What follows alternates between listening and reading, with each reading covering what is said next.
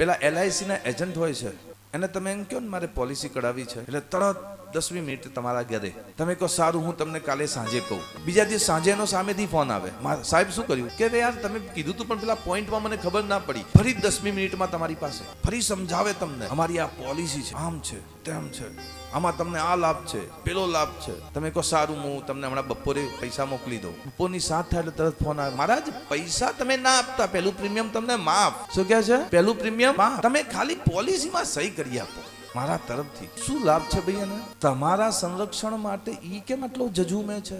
Royalty. Do you know royalty? તમે જે પણ પોલિસીની રકમ ભરો છો એમાંથી ચોક્કસ % એને મળે છે. ભગવત સત્સંગની અંદર પણ રોયલ્ટીનું, અને અહીંયા અનેક ગણી રોયલ્ટી કીધી છે. તમે જ્યારે ભગવત સત્સંગની અંદર લાવો છો કોઈને, તો એની રોયલ્ટી પણ તમને મળે છે.